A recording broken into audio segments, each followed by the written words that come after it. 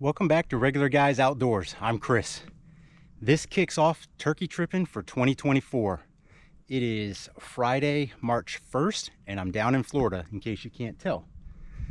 But I've been on the road since Monday, so I kind of was able to take my time a little bit and not kill myself to get here. But I linked up with Gage. He's been down here for several days already, and he's been scouting. So we got a area that picked out that we're going to go back and camp in. So my attire right now is swimming trunks, hiking boots, because I am walking in nothing but water right now. And apparently that's about all I'm going to be walking in the whole way back. So I got a long way to go, and I don't think I'm going to feel like talking to the camera by the time I get there. It's a little warm and humid, and if you haven't walked through shin deep water, it's kind of tiring. So we got a long way to go yet, but I was able to ride my bike a little ways down in here, lock that bad boy up in the swamp, and yeah, like I said, we're gonna be camping back in here. So I got all my junk back here. It is not light at all. The turkey vest is heavy because it has that kickstand built into it. Yeah, so anyways, we are going to keep on walking.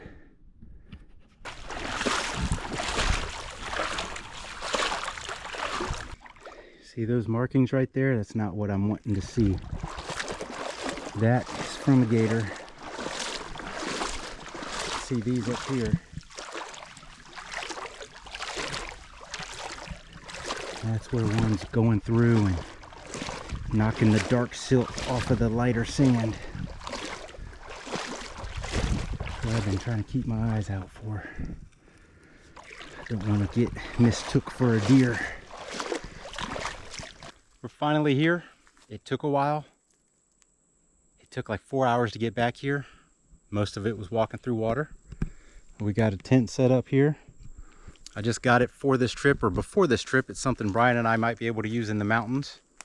It's a little heavy for backpacking, especially one person. It's a 3-man tent and it weighs 7 pounds, so it's definitely not an ultralight. My feet hurt, and we've been really thinking about our life choices now. Because I mean, I'm out here now. I can't go back in tomorrow. Not with this pack and weight and everything. It was way too heavy. So hopefully if Gage comes out maybe tomorrow or Sunday, I'm where we agreed upon, so he should be able to find me because I don't have any signal. So I might be out here by myself flapping for several days. We'll see. We'll see. Since the tent was located on a potential edge of a decent looking turkey habitat, I tried to get something to gobble, but heard nothing that night.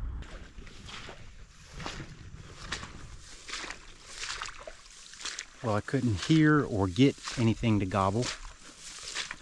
But given my history in South Florida, that is not a surprise, because I've heard one gobble, possibly two. That owl's going. So I've heard one gobble for sure, and then a possible gobble when I was with Gage 2 years ago. So not hearing something is not exactly unheard of. So we're gonna get kind of back toward the tent and see if I can holler out in the opposite direction, get anything going.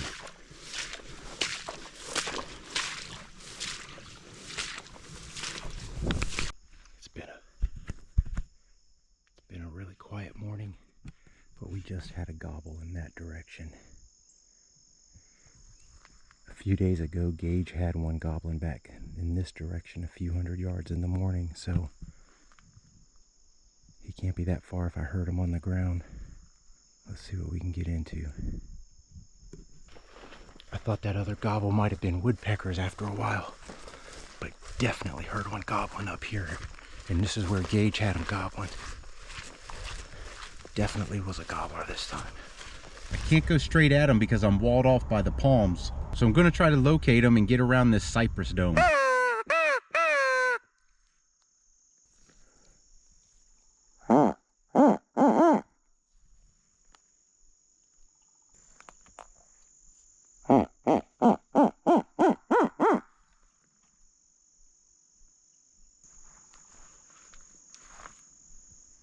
Gonna do a little map check and then try to loop around this cypress dome.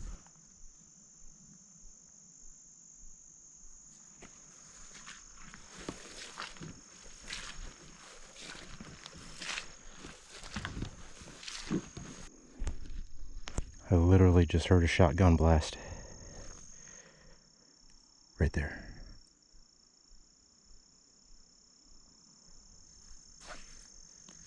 Oh boy.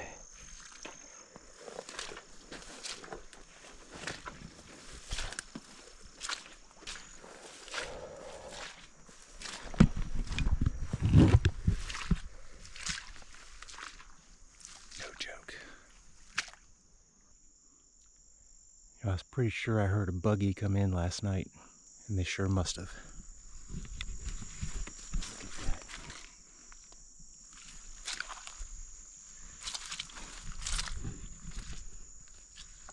I think they just busted the gobbler over there.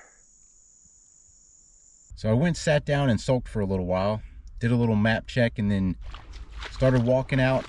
I'm gonna go into a spot and just kind of sit down for a while, call once in a while, and listen.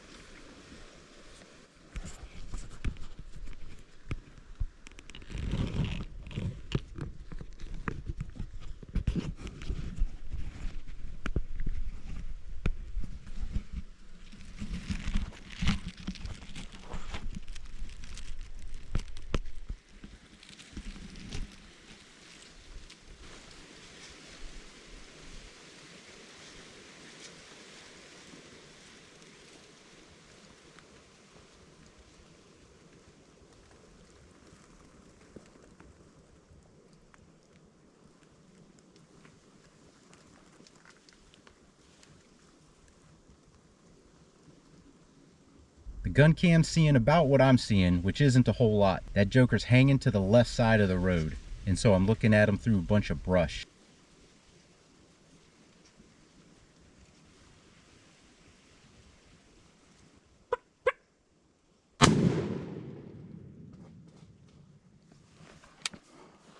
Holy crap. Holy crap. That just happened, and I am way back here. Way back here. Look, I just took my, I'm shaking in my foot. Whew. I just took my boots off so I could put a piece of tape on. I'd set up the decoy and then did my taping, and then I made a call. And I'm sitting here and I'm thinking about eating. I pulled out my snack bag. I was going to eat something. I look up and there's this black dot down the road. Big black dot.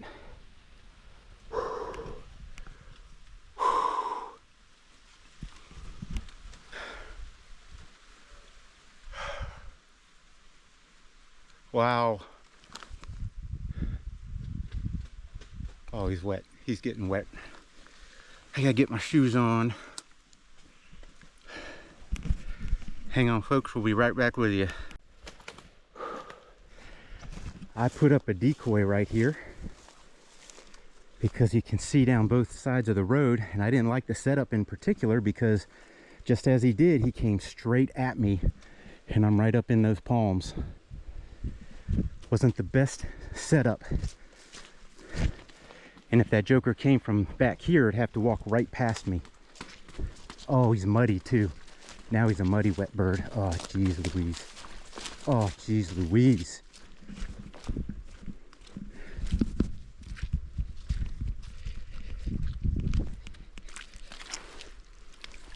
Oh, that's a heavy turkey.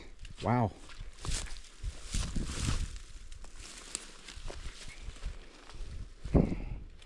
Daggone, he is a muddy muddy wet bird.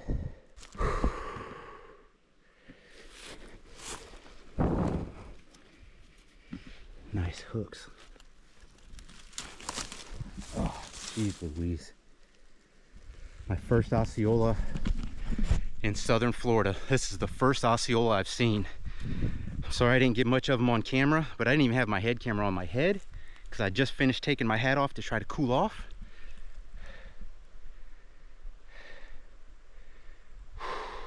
Holy smokes. Holy smokes.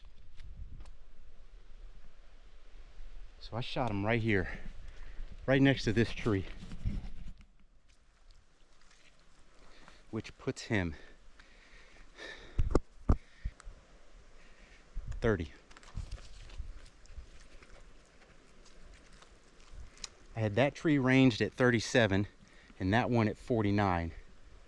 He hung out over here for a little while. Oh, that's just terrible. He is a dirty bird. Dirty, dirty bird.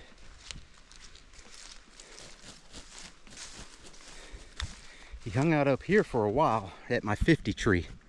I did not want to shoot him right here because I could not quite tell if he was at the tree, behind the tree, in front of the tree. Holy smokes. We got an Osceola. Man, I'm not that close to camp. Not that close. Let us gather him up. We're gonna have to do some figuring here. He's like a short Longbeard.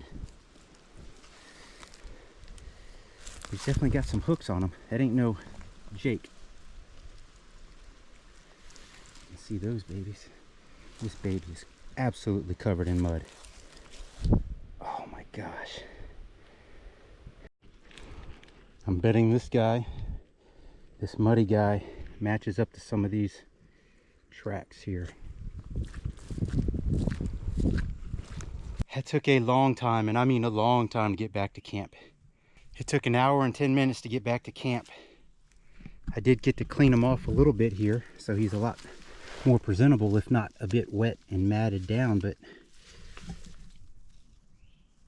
I mean, beautiful bird. Beautiful bird.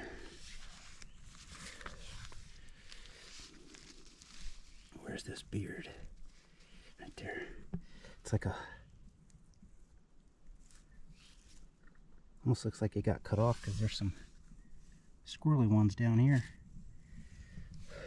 I'm friggin' whooped right now. I need to drink some water. I got some water I stashed here before I left this morning.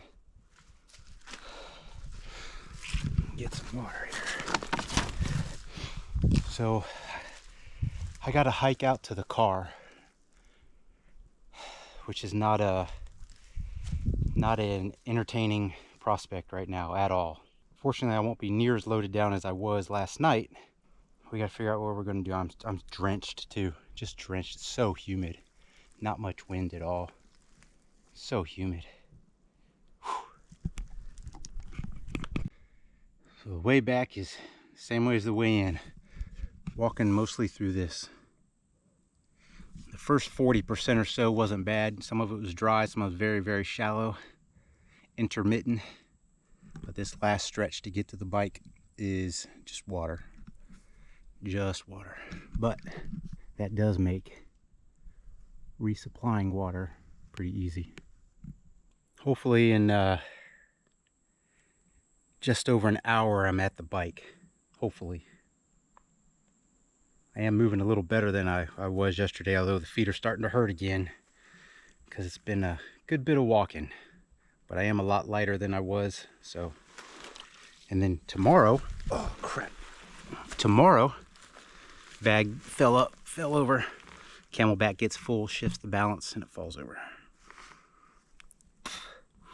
Tomorrow I'll be going back in really light, so I should be able to move in pretty good. Got me some earbuds in so I can try not to think about the poor life choices I've made to get where I'm at right now. That's what we've been going through. That's still what we got to go through.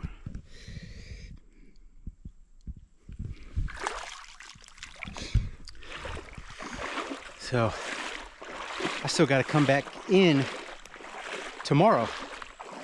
At least tomorrow I'm really light. I know I'm complaining, but I need you guys' help distract me getting out of here. I still got a ways to go to the bike, and this is the slow part because it's so much water. At least that first mile was mile and a half was pretty quick,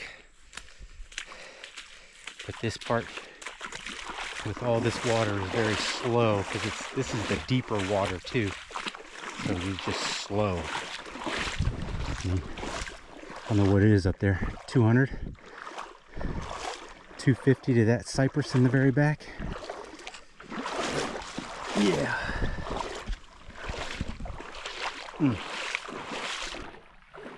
I know I'm doing a lot of belly aching right now, and there's a lot more that you can't hear going on upstairs.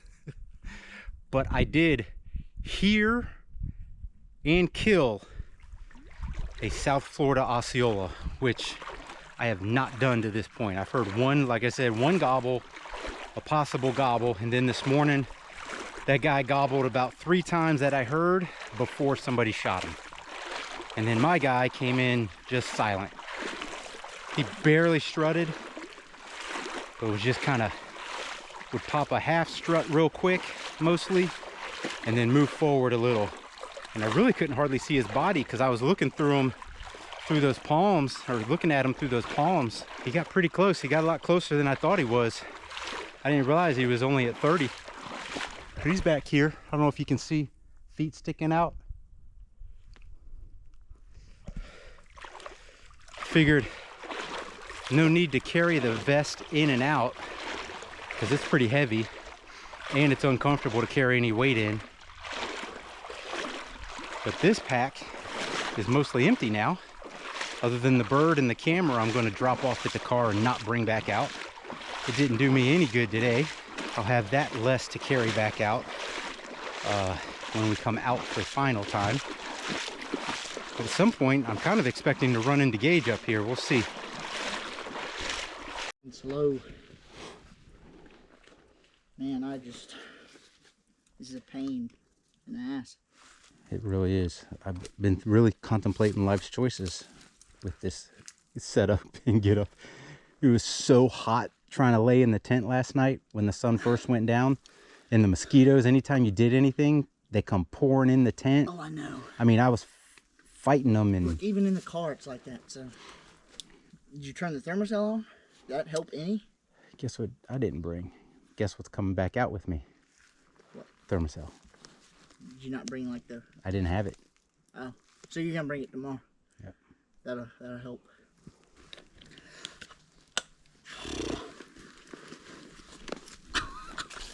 Ready? Oh my God. Jeez, man. It's heavy. This is the heaviest I've ever backpacked. You picked a doozy. Oh, I know. A doozy of a time. Y'all carry this much weight elk hunting? I mean, I know like once you kill something, but... Once you kill something, but not... No. Not on the average? No. Not going in, no. Here, I'll get these for you. Yeah, thank you. Look at that. I'm gonna head on, man. Congrats. All right, man. Thank you. Thank you. Uh-oh. Be safe, man. Yeah, I will. I'll see you tomorrow sometime.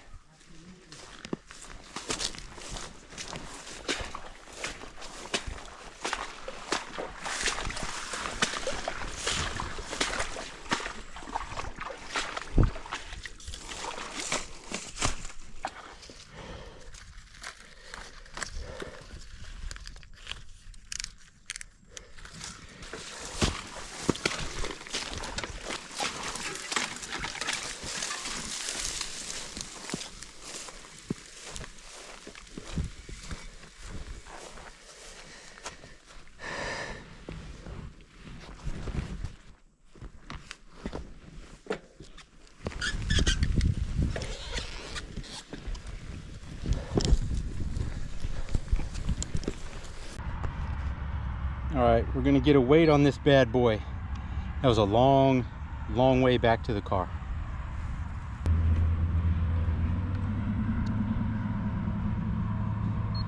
4 pound, 10 ounce. Excuse me, 14 pounds, 10 ounce. Not quite an inch on the spurs. Be legal in Mississippi.